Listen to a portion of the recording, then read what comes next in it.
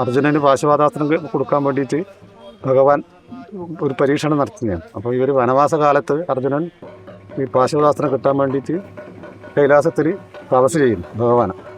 അപ്പോൾ അവിടെ നിന്നെന്ന് പറഞ്ഞാൽ ഒരു അസുരനുണ്ട്, മൂകാസുരൻ എന്ന് പറഞ്ഞൊരു അസുരനുണ്ട്.